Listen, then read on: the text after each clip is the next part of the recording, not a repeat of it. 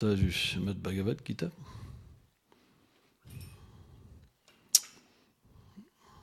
Donc verset très fameux, 6.34.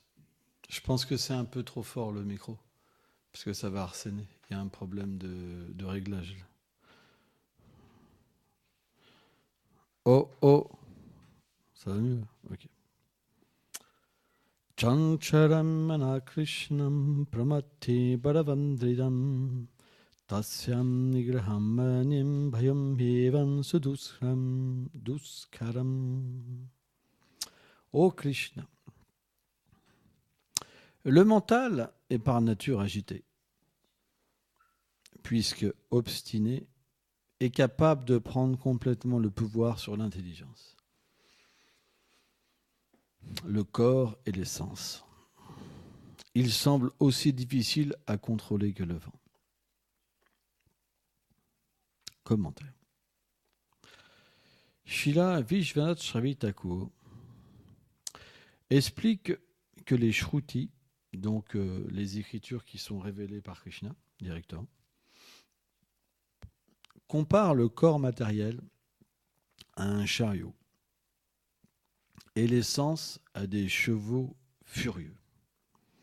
Le mental au contrôleur des sens, c'est-à-dire au rêne, les objets des sens aux différents chemins et l'intelligence au conducteur. On doit comprendre de cette explication que la fonction naturelle de l'intelligence est de contrôler le mental. Mais nous voyons ici Arjuna douter de cette explication en disant que le mental puissant peut même surpasser l'intelligence. On pourrait alors se poser la question, comment cela peut-il arriver? Srila Vishwanath Thakur explique les propos d'Arjuna comme ceci. Tout comme une puissante maladie parfois ne peut être soignée par une médecine appropriée, similairement, le mental, qui est très puissant par nature, n'accepte pas toujours d'être dominé par une intelligence dotée de sagesse. Intéressant, hein? Qui n'a pas l'expérience de ça, hein?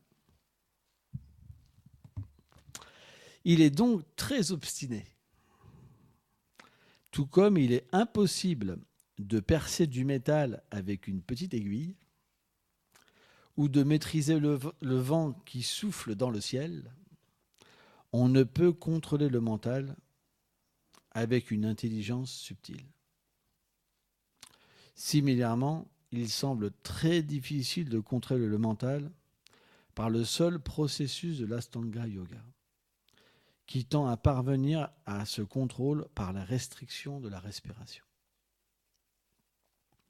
Om Haganam Timilandasya Ganam Jalam Shalakaya Shakshu Lomeditam Jena Taisme She Gurave Nama.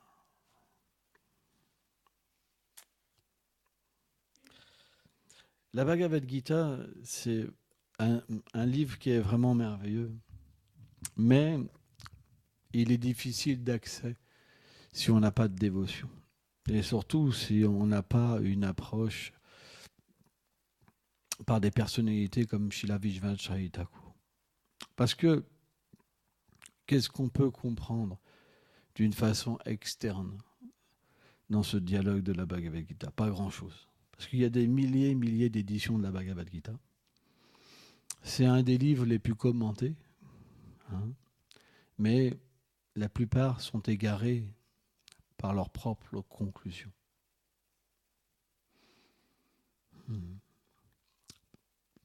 Krishna explique dans la Bhagavad Gita Yadha Yadha Idam Asam Ani Bhavati Bhata Puttanam Adam Asyam. Krishna dit, je viens dans ce monde pour différentes raisons. Une des raisons, c'est pour enlever la mentalité démoniaque, détruire les êtres démoniaques, la mentalité démoniaque. La mentalité démoniaque et les êtres démoniaques, c'est la même chose. Krishna Vanam Swisa Krishna. En fait, quand Jagai, ou Madai, il a cassé le pot sur Nitai, Nityananda. Quand Mahaprabhu, parce que Mahaprabhu est omniprésent, omnipotent, omniscient, il a pu voir cette scène. Tout de suite, il est arrivé avec son Sudarshan Chakra pour en finir avec Madai. Mais Nitai, il s'est jeté aux pieds du Seigneur. Il a dit, Seigneur, dans cet âge, tous vont être des démons.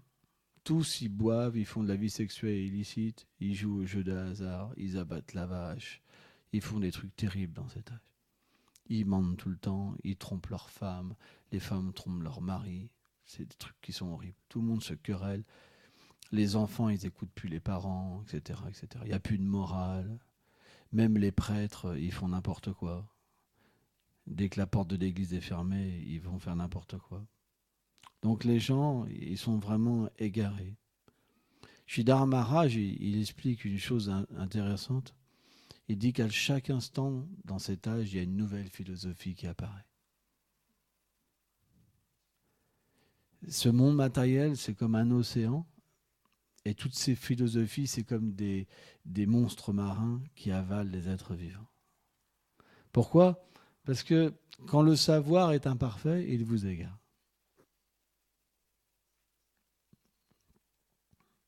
Qu'est-ce que c'est l'égarement ? C'est de croire que quelque chose est véritable alors qu'il est faux. De la même manière, les sages disent que l'illusion, c'est de prendre une corde pour un serpent et de prendre le serpent pour une corde. Vous comprenez ? Donc, de la même manière, si vous acceptez les paroles du Seigneur à travers une filiation qui n'est pas pure, qui est interprétée, alors le savoir perd tout son sens. C'est pourquoi on doit recevoir la Bhagavad Gita à travers les conclusions et les commentaires des acharyas précédents. Il ne faut rien mettre en plus. Il faut juste, simplement, comme nous l'a recommandé Srila Bhaktivinoda Swami Prabhupada, faire les choses en temps, lieu et circonstances pour que les gens puissent accepter. Mais on ne change pas le sens. Si on change juste une petite chose, alors c'est fini. C'est le principe. Mais on doit adapter. C'est le principe. Parce que si on n'adapte pas, automatiquement, les enseignements, de la manière qu'ils étaient donnés il y a 500 ans, et maintenant diffèrent. Parce que les gens évoluent avec la société. C'est pourquoi, naturellement, il y aura toujours une évolution dans le moyen d'aider les êtres vivants. C'est la nature. Et c'est vraiment extraordinaire parce que Vishwanath Chaitanya Thakur, il amène vraiment une vision particulière de la Bhagavad Gita. On voit par exemple Baladev Vidyabhushana, dont Srila Bhaktivinoda Swami Prabhupada s'est servi pour prendre la base de son commentaire de la Bhagavad Gita. On voit que c'est très basé sur les vérités philosophiques, le tattva. Alors Vishwanath Chaitanya Thakur, c'est plus, il y a plus, c'est les deux, mais il y a beaucoup de rasa. Ça veut dire qu'il explique la nature des échanges entre Krishna et Arjuna. Et c'est ça qui est intéressant, parce que ça nous permet véritablement de nourrir, comment dire, cette vision de la Bhagavad Gita avec des sentiments d'amour. C'est pas que simplement le Seigneur vient pour nous sauver. Voilà, je t'ai sauvé. Tu es sauvé. Ah, je suis sauvé. Ah. Puis après, il ne se passe rien. Alors, qu'est-ce qui se passe ? J'ai été sauvé. Et alors après ? Quoi, j'ai été sauvé ? Je suis sauvé, ça va, je suis sauvé. Hein ? On voit par exemple souvent des religieux qui disent « Moi, j'ai été sauvé. » Et alors, qu'est-ce qui se passe ?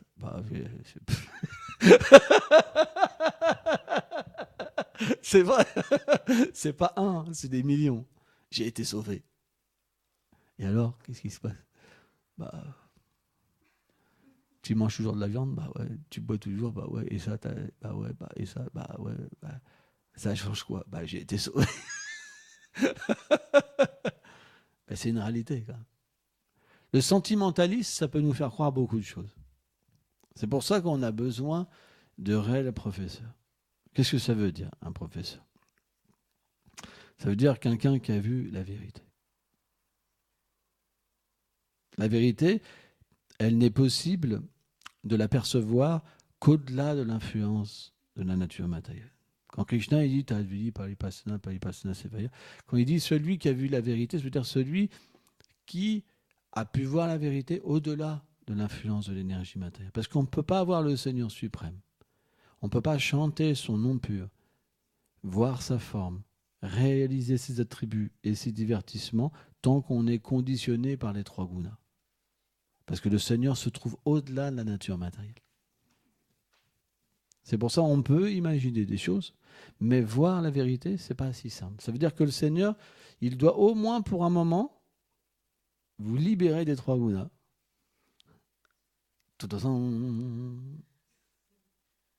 Et là, vous pouvez le voir. Donc ça, c'est pas possible. Impossible. Avec les yeux matériels, on ne peut pas voir le Seigneur suprême. C'est pourquoi ce dialogue-là, il est vraiment extraordinaire. Parce qu'il nous permet de nous amener sur une plateforme, une compréhension qui est au-delà de l'énergie matérielle. Qu'est-ce que ça veut dire? Rasa, ça veut dire doux sentiments d'amour. Il existe des doux sentiments d'amour entre le Seigneur et ses dévots. Le Seigneur a une forme éternelle. Son dévot a une forme éternelle. Le Seigneur a des attributs. Son dévot aussi. Le Seigneur a des divertissements. Et le dévot participe à ces divertissements. Et tout ça, naturellement, ça nous amène à quoi? À vouloir être sur cette plateforme. Sans entrer en contact avec le rasa, on ne peut pas désirer devenir un associé du Seigneur. C'est pas possible. Si vous entendez la voix du Seigneur vous dire « Oh, toi! Ah! Ah! Ah! » Ça va me tomber sur l'assiette, c'est sur la tête. Ah, pitié, pitié, pitié. Ça va être difficile de vouloir une relation d'amour. À chaque fois qu'il te parle, tout tremble, tout s'écroule, c'est difficile. Vous comprenez?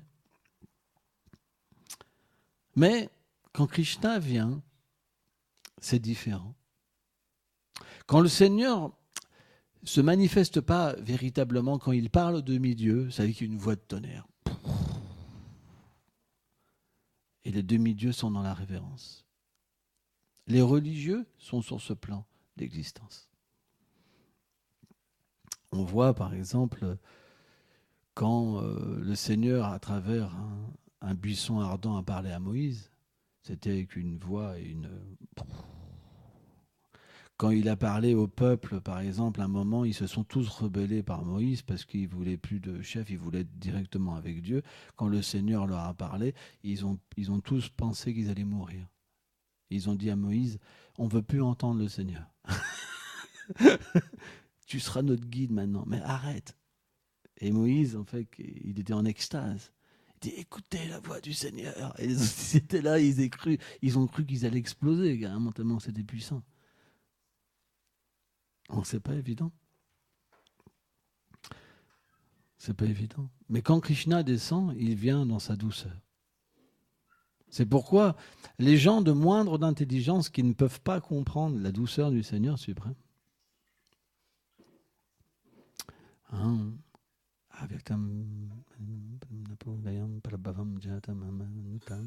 Krishna dit, quand je viens, ils pensent que je suis ordinaire. Alors je reste caché.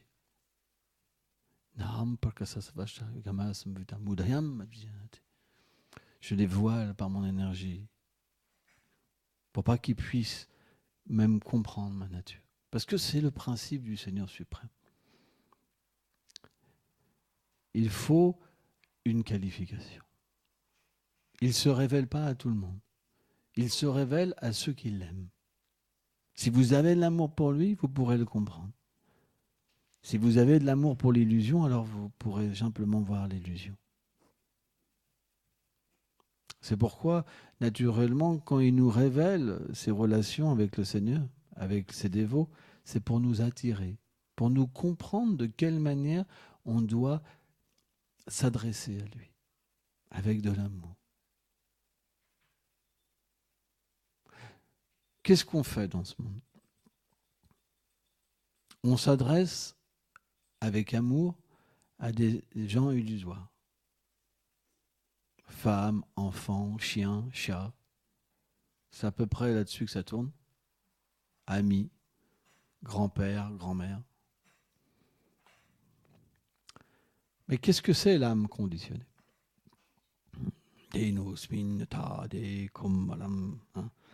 C'est simplement un âme à l'intérieur qui a oublié sa réalité. Quand on oublie notre réalité, qu'on est dans l'ignorance, qu'est-ce qu'on fait? On donne notre amour à l'illusion. Mais qu'est-ce que rapporte l'illusion?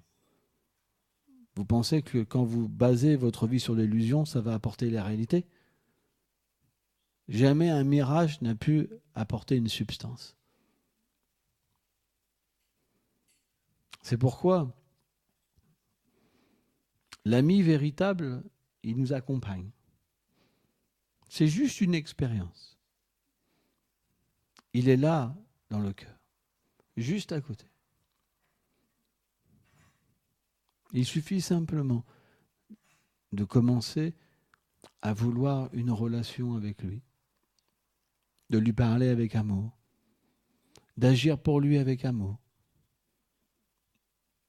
Et si notre cœur est sincère, alors il réciproquera avec nous. Et il va nous expliquer, il va nous faire comprendre ce qu'il aime. À partir de là, vous allez agir par amour. Krishna va vous aider à le comprendre. Son royaume, c'est ses dévots. Il va vous aider à comprendre ce qu'il aime, ce qu'il veut. Et c'est ça qu'on appelle la bhakti. Quand on n'est pas sur ce point-là, c'est plus difficile. Parce que s'il n'y a pas l'aide du Chaitya Guru et qu'on prend simplement l'assistance d'un gourou externe, il faut les deux. Quand notre vie ne va pas, alors on doute du gourou et on s'en va. On dit je me suis trompé, j'ai essayé, ça n'a pas marché. C'est comme ça. C'est sentimental. Mais quand on tire profit de la connaissance de la philosophie et qu'on comprend que le Seigneur nous accompagne dans notre cœur, alors naturellement, on va lui demander de nous aider.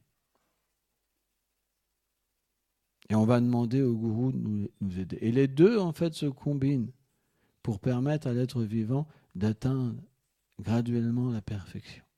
Et la perfection, c'est quoi? C'est de comprendre qu'est-ce qui plaît au Seigneur suprême. Parce que ce monde, à lui, le monde de Krishna, il est basé que sur une chose, le plaisir de Krishna. Radharani, elle ne vit que pour une chose, le plaisir de Krishna. Et on est des Gaudiya Vaishnavas. Les Gaudiya Vaishnavas sont fixés sur une chose, le plaisir de Radharani. Et comme le plaisir de Radharani, c'est le plaisir de Krishna, alors on parle de Krishna. Parce que c'est le plaisir de Srimati Radharani. C'est une réalité. Qu'est-ce que fait Radharani? Elle cuisine pour Krishna, elle pleure pour Krishna, elle s'évanouit en pensant à Krishna. Elle est le centre de Vraj. Elle est comme un volcan d'amour. Vrai ou pas? Donc, naturellement, notre but, c'est de comprendre qu'est-ce qui ferait plaisir à Krishna. Et pour comprendre ce qui fait plaisir à Krishna, on ne peut pas le faire indépendamment. On ne peut pas comprendre par nous-mêmes ce qui fait plaisir à Krishna. Parce que si on veut comprendre par nous-mêmes ce qui fait plaisir à Krishna et qu'on veut établir une relation directement avec lui, ça ne sera pas de la pure dévotion. Yatamam Plapadante Tasam Bhajana. Simplement, Krishna va réciproquer avec notre vision. Et c'est vrai, quelque part, il y a une relation qui s'installe. Mais cette relation-là, elle est simplement basée sur notre qualification. En proportion qu'on a une qualification, en proportion Krishna réciproque. Mais cette qualification,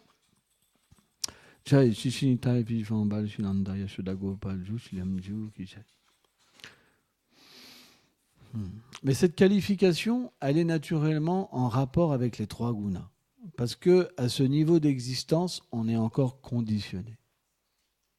Et le rapport qu'on aura avec le Seigneur suprême, ce ne sera qu'un rapport avec la création. Paramatma. Or, pour dépasser cette relation-là, on doit absolument approcher un pur Vaishnav. Parce que le pur Vaishnav, il est lui-même connecté avec un pur Vaishnav. Et dans ce monde transcendantal, il fait un service pour les assistantes principales de Srimati Radharani, comme Lalita Sakhi, comme Rupa Manjari, comme Kamala Manjari. Et naturellement, celui qui est sur cette plateforme, il peut comprendre ce que Krishna aime véritablement. Parce qu'il participe du monde transcendantal de Krishna. Donc quand on sert un pur dévot, qu'est-ce qu'on reçoit dans son cœur graduellement? C'est la compréhension qu'est-ce que Krishna aime. Et quand on comprend ça, alors on devient situé dans une attraction pour comprendre notre position éternelle. Parce que dès qu'on sent qu'est-ce que Krishna aime, on sent notre position aussi. Parce que le désir qu'on va ressentir, ce que Krishna aime, on en fait partie, naturellement. Vous comprenez? C'est ça le cadeau d'un Vaishnav. Avec le cadeau d'un Vaishnav, c'est qu'il nous permet de comprendre notre position, de comprendre pourquoi on existe et quel plaisir on donne à Radha et Krishna. Ça, c'est notre vie. Ça devrait être ça, notre but. Or, si on n'est pas sincère, le manque de sincérité, ça veut dire qu'on ne comprend jamais ce but-là. On peut se dire disciple, mais on court après quoi? Est-ce qu'on court après ça ou on court après les chimères de ce monde? Un disciple, c'est quelqu'un qui comprend ce que le gourou va donner. Il a pris initiation pour recevoir quelque chose. Pas pour combler ses désirs matériels, ou parce qu'il souffre dans ce monde, il veut juste momentanément peu avoir de souffrance pour repartir, refaire la même chose. Il y a beaucoup de disciples comme ça. 95% des disciples. Bhaktivedanta Swami Prabhupada, il disait je ne sais plus combien de pourcentage de ses disciples, ils voulaient retourner au paradis, aux planètes édéniques. Pourquoi? Parce qu'ils ont accepté un gourou pour un gain matériel. Pour être avec une femme, avoir des bons enfants, parce qu'ils n'y arrivaient pas avant. Donc ils veulent développer des qualités pour avoir une harmonie dans ce monde et trouver leur place et être heureux, etc. Mais ça, c'est pas le but. C'est pas ça que le gourou il donne. Qu'est-ce que donne le vrai gourou? C'est la compréhension de comment plaire à Krishna. Et cette compréhension, elle vient à travers Radharani et ses associés. Ça veut dire l'engagement dans le service transcendantal. C'est ça que le gourou donne, pas autre chose. Donc un disciple, c'est quelqu'un, il doit déjà comprendre pourquoi il accepte un gourou. Sans ça, l'initiation, comment elle va prendre une substance dans le cœur? Comment le Saint-Nom va se révéler?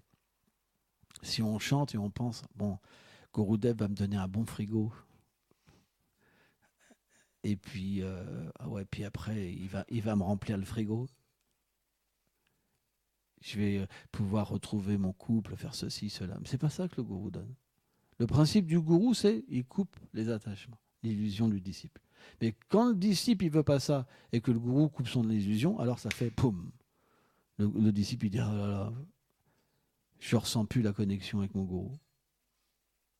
Je comprends pas. C'était avant, maintenant, je sais pas. Il me comprend pas. C'est le principe. Le disciple, il dit, il me comprend pas. Il ne peut pas comprendre. Voilà, je pensais qu'il pouvait me comprendre, mais là, moi je voulais un frigo. Il me dit que c'est pas une bonne chose. Peu importe la chose. Parce que le gourou, il donne pas ça. Vous comprenez? Donc si vous ne comprenez pas qu'est-ce que la gourou parampara donne, automatiquement, à un moment, il y a un malaise. Et à un moment, la connexion avec le gourou, elle se coupe. Vous allez douter, puisque vous obtiendrez tout l'inverse de ce que vous voulez. Plus vous progresserez, plus les attachements, tout vous sera enlevé. Et vous direz, mais c'est horrible, c'est pas du tout ce que je voulais, c'est pire qu'avant. Parce que le but, c'est que sinon, on va tout enlever. Tout. Pour vous permettre de comprendre votre relation avec lui. Dès que vous prenez l'initiation, vous êtes sûr que tout va partir graduellement. Donc si ce n'est pas ce que vous voulez, si vous n'avez pas compris ça, ça va être difficile. Hein.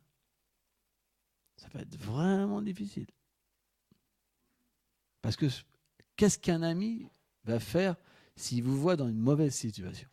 Ce monde matériel, c'est la pire situation. Vous êtes incarcéré dans des corps, dans des enveloppes qui vous font croire que le malheur, c'est le bonheur. Qu'est-ce qu'un ami va faire? Il va dire, mais il faut que je l'aide. Il faut que je lui enlève tout. Il y a cette fameuse histoire avec Indra. Indra, il avait fait une offense et il s'était fait maudire, il était dans un corps de porc. Et il mangeait des excréments. Alors qu'Indra, c'est le roi des cieux. Il boit du nectar. Il est entouré des plus grandes servantes, etc., etc. Il a une position spéciale. Le Seigneur lui-même, en tant qu'Upendra, il habite sur la planète d'Indra. On est compte? Et donc Brahma, il a eu pitié de lui. Brahma, il a eu pitié de lui. Il est venu sur son signe. Il a dit, oh!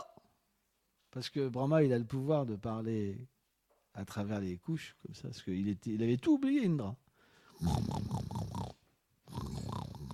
Les cochons, ils adorent les excréments chauds.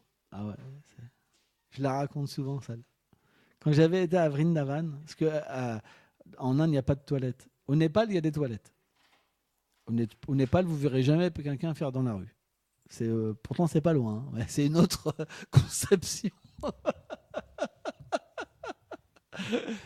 Mais en Inde, les gens font dans la rue. Voilà, c'est comme ça. Voilà, dans un petit coin. Voilà, comme ça. Et les porcs, ils adorent les excréments chauds. Et ça les rend fous. Ça les rend fous. Et une fois, j'ai vu quelqu'un, il passait donc les machins. Et le porc, il lui a foncé dessus comme ça. Il courait comme ça. Ah, c'était rigolo, quoi. Même lui, il se marrait. Parce que et le porc, il a mangé à toute vitesse pour pas qu'il y en ait un autre derrière qui mange. Hein, mais il raffole les excréments. Quand ils sont chauds, il raffole. Et Indra, il était dans cette situation. Et Brahma, il lui a dit, hey, t'étais Indra avant, tu buvais du nectar et maintenant tu manges des excréments.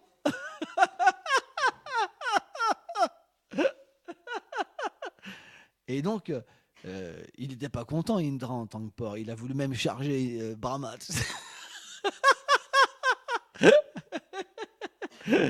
Et donc, Brahma, il a vu que c'est parce qu'il était attaché. Donc, il a enlevé tous les pourceaux.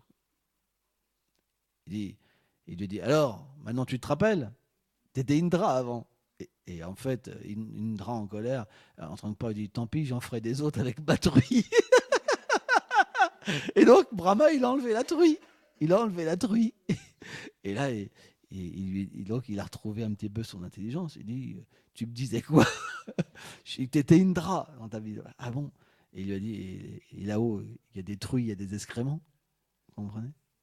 Ça veut dire que dans notre mentalité, même si Krishna vient nous dire que tu es un être extraordinaire, transcendantal, que tu as une position tellement intime avec moi, que tu peux même caresser mes cheveux, tu peux même me consoler. On va se dire, mais là-haut, il y a une, je sais pas ce qu'on aime, une guitare, il y a pour pas que je m'ennuie. Parce qu'on ne peut pas comprendre ce plan d'amour. On est tellement attaché à l'illusion qu'on ne veut pas quitter l'illusion. Même quand le Seigneur vient, même s'il venait, qui vient à travers son représentant, tout ça, c'est tellement difficile de quitter l'illusion. Pourquoi ? Parce que le mental, il est puissant. Il est très puissant, le mental. Parce que le mental, il est le moteur de notre conditionnement. Le Bhagavatam m'explique. Le corps subtil, c'est comme une bande magnétique, Bhaktivinoda Thakur, il explique, où toutes les impressions des vies passées sont présentes. Et il nous conditionne à travers les sons, à travers les sentiments, à travers les images, à travers tout. On est complètement conditionné par une conception liée au corps subtil. C'est pour ça, la seule solution, Krishna explique, le moyen, c'est de nourrir l'intelligence par la connaissance transcendantale. Parce qu'on doit remplacer tous ces samskars par des samskars spirituels. En fait, quand on devient fixe dans la vie spirituelle, c'est que nos samskars sont remplacés. Quand on est un fixe, ça veut dire que ça s'altère constamment. Mais à force de pratiquer, c'est pour ça qu'on doit venir voir la déité, qui est la forme transcendantale du Seigneur. On doit chanter le nom, on doit voir les purs dévots, on doit visiter le Dham.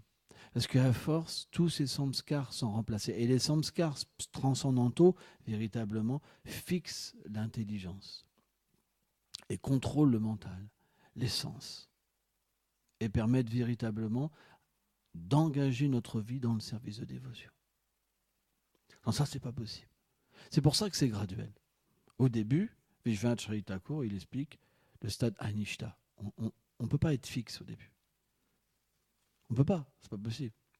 Vous passez par exemple devant une boulangerie, et puis il y a l'odeur. Il y a l'odeur, un truc tout bête, l'odeur du pain au chocolat. Wow. Et il y a un gros samskar de pain au chocolat, c'est le truc, toi. Vous adoriez les pains au chocolat avant, mais le truc, et d'un seul coup, vous passez au loin d'une boulangerie, même très loin, mais l'odeur subtile du pain au chocolat arrive comme ça, et rentre dans la narine, et là, c'est le pain au chocolat. Et là, vous avez un samskar spirituel qui arrive. Non, t'as pas le droit. Comme ça. T'as pas le droit. Mais c'est dur parce qu'il y a un gros samskar plus grand qui arrive. Rappelle-toi du goût du chocolat.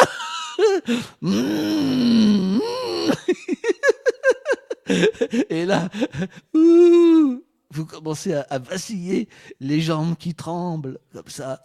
Et puis, vous commencez à aller en arrière. Et là, il y a un autre samskar qui arrive. Le souvenir de Gurudev. Et là, le samskar, il part en courant, et là, vous pouvez continuer.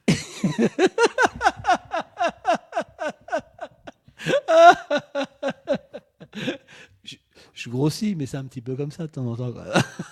On est bien d'accord.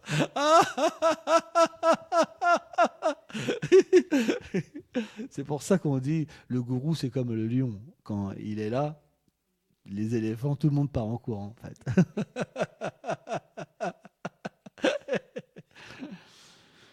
Donc voilà, c'est Krishna dans le prochain verset.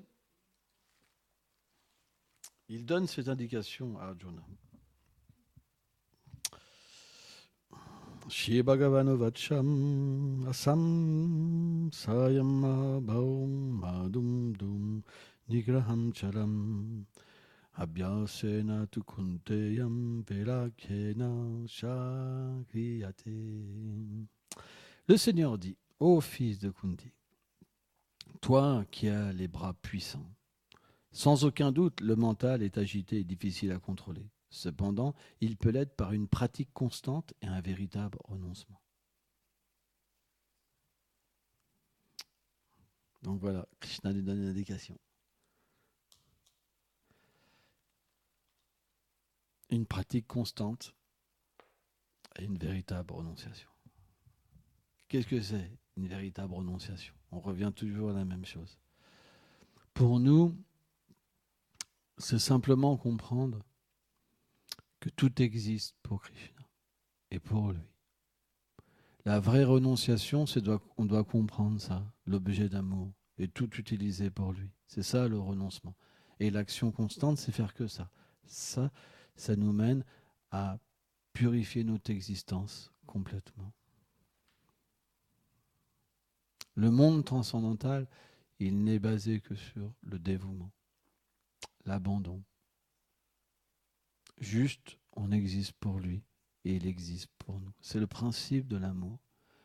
Dans ce monde, tout est parfait, parce que le Seigneur est parfait. Il n'y a pas un gramme d'égoïsme dans le Seigneur. Et c'est ça qui est véritablement déroutant, quand on peut accéder à une petite miséricorde où on peut un peu comprendre la nature du monde transcendantal. Parce que c'est le reflet. Le monde matériel, c'est le reflet des naturés. On pense tous à nous dans ce monde.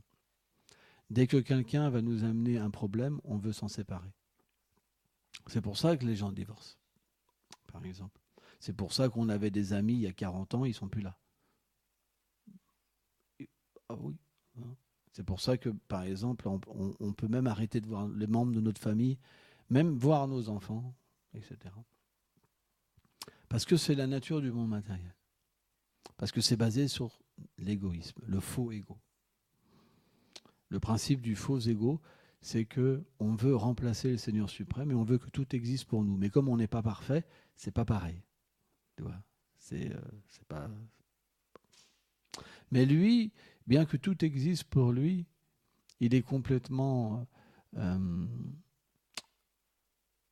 renoncé à l'exploitation des êtres vivants. Et il y a véritablement un total dévouement dans la personnalité du Seigneur suprême.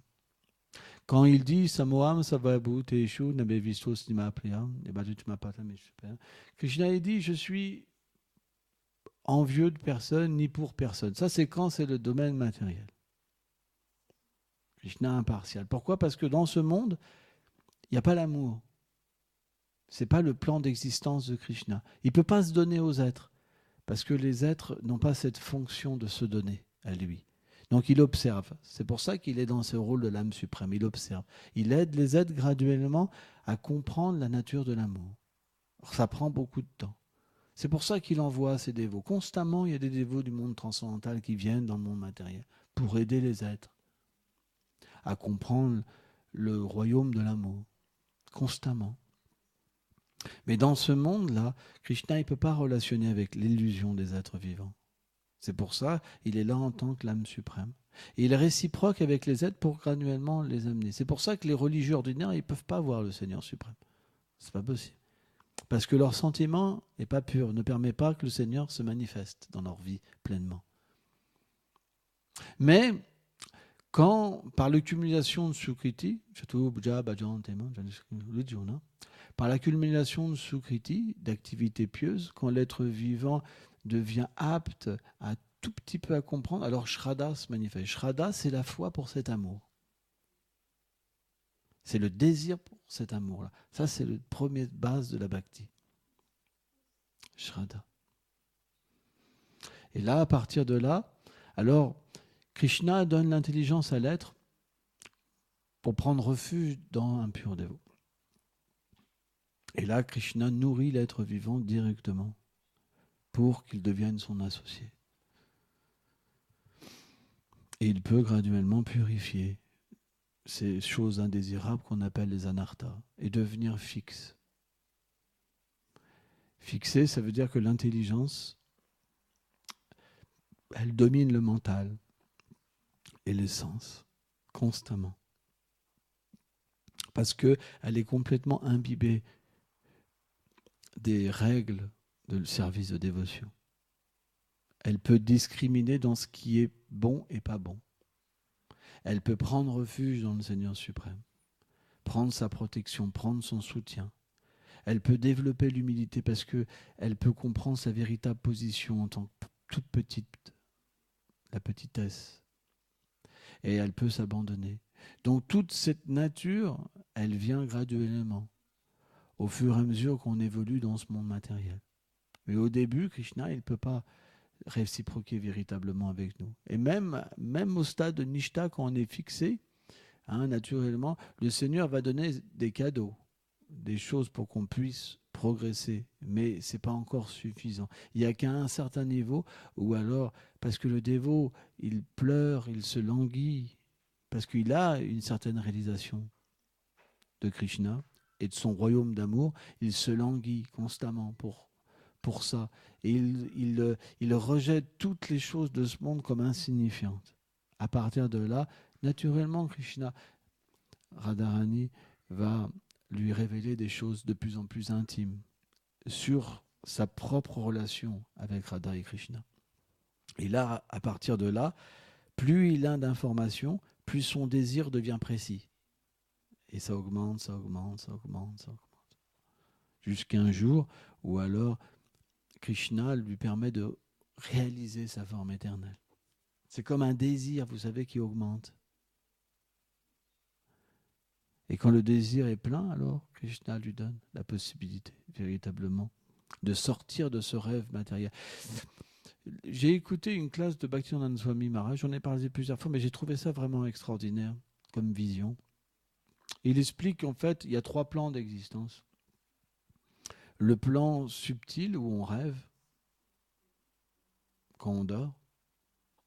Il y a le plan avec le corps grossier, c'est le rêve, aussi avec le corps grossier, parce que les Bhagavatam m'expliquent que quand le Seigneur Mahavishnu, Karana Dakashayi Vishnu, rêve, entre dans son sommeil divin, Yoga Nidra, alors il médite sur son énergie interne, c'est sur son divertissement.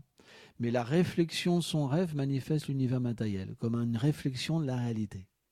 Et tous les êtres qui y sont plongés dedans sont dans le rêve, en fait. Donc, même avec le corps grossier, c'est un état de rêve. Et il dit, le moyen de le réaliser, par exemple, quand on dort, quand on se réveille avec le corps grossier, c'était un rêve. Mais quand on réalise à travers le pur chant notre état éternel, on réalise aussi qu'avec le corps grossier, c'était un rêve. De la même manière qu'avec le corps grossier, on délaisse un rêve, de la même manière quand on atteint le plan transcendantal à travers le pur nom, on délaisse l'illusion avec le corps grossier. C'est la même chose, en fait. Donc tant qu'on n'est pas sur ce plan-là, une des 10 offenses, c'est considérer qu'on est ce corps et que tout ce qui est relié à nous avec ce corps, c'est une réalité. On ne peut pas sortir de ce rêve si vous pensez que ces liens, ils sont véritables. Ils sont éternels, c'est ma réalité. De toute façon, au moment de la mort, tout sera enlevé. Tout ça, c'est faux. On ne peut pas aller vers la bhakti si la conception est illusoire. C'est pour ça que l'intelligence, elle doit être nourrie. Il n'y a pas le choix. Parce que la connaissance transcendantale, Raja, Vidya, Raja, elle est merveilleuse. Elle peut nous révéler notre réalité. Elle est la reine des connaissances. Raja, Vidya. C'est pourquoi on doit nourrir cette intelligence avec la connaissance. On doit étudier tous les jours, mais étudier sérieusement. Pas comme un polar. Mais étudier, ça veut dire quoi? Narayana Maharaj expliquait, graver dans notre cœur. Et comprendre que c'est la vérité transcendantale, in toto. Bhaktivinoda Swami Prabhupada, il aimait bien le terme in toto. Ça veut dire c'est irréfutable, on applique. À partir de là, on peut sortir de l'illusion. Mais si vous êtes un sentimentaliste et que vous passez vos faux sentiments en se disant ouais mais là, alors vous ne pourrez pas progresser dans cette vie, c'est pas possible. La vie spirituelle, c'est comme une lame de rasoir, c'est tranchant. Il n'y a pas le choix. Tout le monde n'y arrivera pas. Mais celui qui est désireux, il pourra atteindre le succès. C'est comme quelqu'un qui veut arrêter de fumer. Il dit ouais, je vais essayer. Ça ne marchera pas. Si vous voulez arrêter de fumer, alors vous êtes déterminé. De la même manière, la vie spirituelle, il faut être déterminé. Chez Krishna dit un renoncement authentique. et une dédication authentique. On peut contrôler ce mental. Si on contrôle le mental, ça veut dire qu'on va agir correctement. Si on agit correctement, on va purifier notre existence.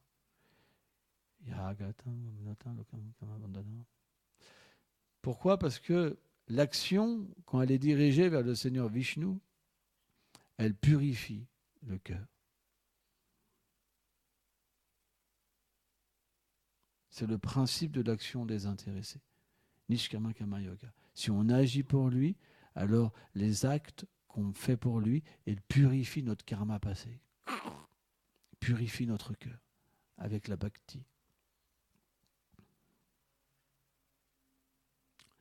Mais on ne doit pas simplement offrir nos actes. On doit s'offrir. Parce que sans ça, la purification, elle ne sera pas totale. Vijnanacharya Thakur explique. Il reste des choses dedans. La bhakti, ça veut dire qu'on s'est offert. On ne peut pas revenir en arrière. Il n'y a pas le choix. On ne s'appartient plus. J'appartiens au Seigneur suprême. Je suis à toi.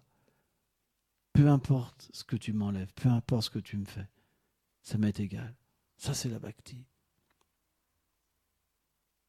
Qui est prêt pour ça ? Quand Krishna nous enlève quelque chose, on n'est plus content. On râle. Pourquoi tu m'as enlevé ça ? Pourquoi ? Vous comprenez ? C'est pour ça qu'il faut faire attention quand on prie Krishna. Parce que Krishna, c'est une personne. Quand vous le priez en tant que brahman impersonnel, il n'y a pas grand-chose qui se passe. Mais quand vous le priez en tant qu'une personne, alors il vient. Moi, je me rappelle, une fois, j'étais, pour finir, on va faire une trop grosse classe. Une fois, j'étais à une boutique comme ça. Et je parlais avec une Espagnole. Elle parlait français, comme ça. Bon. Et 1 an après, je la revois. Elle vient me parler comme ça. Elle me dit, oui, vous m'avez parlé l'année dernière. J'ai eu très peur. Je dis, pourquoi ? Qu'est-ce que j'ai fait ? Et bien, quand je suis sorti de la boutique, j'ai eu l'impression que tous mes attachements étaient partis. Et que le Seigneur venait me rechercher. Et elle m'a dit, j'étais pas prête, j'ai eu peur. J'ai prié pour pas que ça se fasse. Voilà notre situation. C'est pour ça que Krishna il dit Bahunam, ça prend plusieurs vies. C'est normal. Mais un jour, on sera prêt. On ne doit jamais oublier que l'âme est éternelle. Que tout ce rêve-là, c'est comme un rêve. Un jour, on en sortira et on pourra atteindre le royaume du Seigneur suprême. C'est juste question de temps. Mais pour l'instant, on pense que ce rêve, c'est une réalité. Tous, à un niveau ou à un autre. C'est comme ça. Une mère de famille attachée à ses enfants, à son mari. On peut avoir un gourou attaché à ses disciples, etc., etc. L'illusion peut être à tous les niveaux. Parce que tant qu'on ne voit pas le Seigneur suprême, tant que cette relation n'est pas effective, on ne peut pas vivre sans sentiment. Donc naturellement, si on ne sait pas comment engager les choses, et si on n'a pas assez d'actes de piété des vies passées, on va naturellement se rattacher à ce monde. C'est comme ça. Mais à force de souffrir, parce que dès qu'on s'attache à ce monde, on souffre, en proportion qu'on est attaché, en proportion on prend une claque, c'est donnant-donnant. Petit attachement, petite claque. Gros attachement, grosse claque. Vous pouvez demander à tous ceux qui sont attachés, dites-leur s'ils n'ont pas pris de claque. En proportion qu'ils sont attachés, en proportion ils souffrent.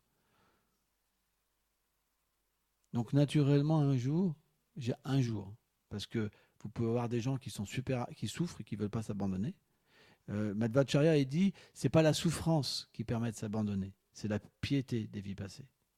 Quelqu'un peut souffrir et jamais s'abandonner. Il préfère se suicider que s'abandonner à Dieu, être un fantôme dans sa prochaine vie. C'est la piété des vies passées qui permet de s'abandonner. Quand la souffrance vient, quelqu'un de pieux, il s'abandonne. Quand la souffrance vient, quelqu'un n'est pas pieux, il est encore plus en colère. C'est pourquoi il faut, dans cette vie, pratiquer. car cette pratique, c'est comme Bhaktivinoda Thakur, il dit, un processus d'accumulation de sukriti, d'activités liées à la bhakti. Et quand ce gain, il est puissant, le coffre-fort est bien rempli, ça donne alors une foi pure. Sans ça, c'est pas possible. C'est pour ça que chaque chose qu'on fait, on doit toujours comprendre, Vishwanath Chakravarti Thakur nous révèle, le Madhurya Kadambini, que le Seigneur nous observe. Il est là. Le moindre truc qu'on fait pour lui, il devient endetté. Mais il ne peut pas réciproquer avec nous parce qu'on n'a pas envie d'être avec lui véritablement. On ne vit pas pour lui. On vit pour quelqu'un d'autre illusoire. Quelqu'un d'autre a pris sa place. Un mari, un chien, un chat, une grenouille. C'est balèze quand même. À la place de Krishna, on a une grenouille.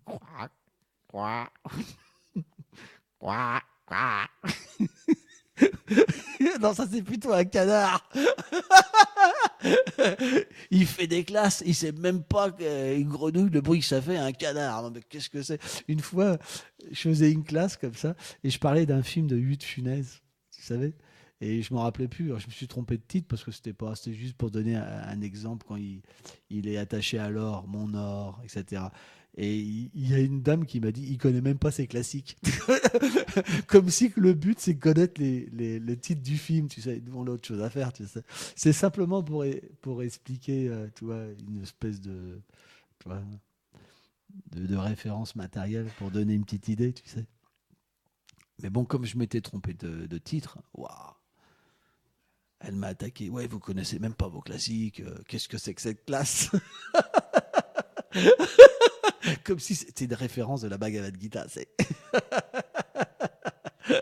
Je lui dis, oh pardon, excusez-moi, je recommencerai pas. Depuis ce temps-là, je fais un peu attention parce que je m'y connais pas trop en cinéma. Bon allez, on s'arrête là parce qu'on va passer notre vie à rigoler. Gauche.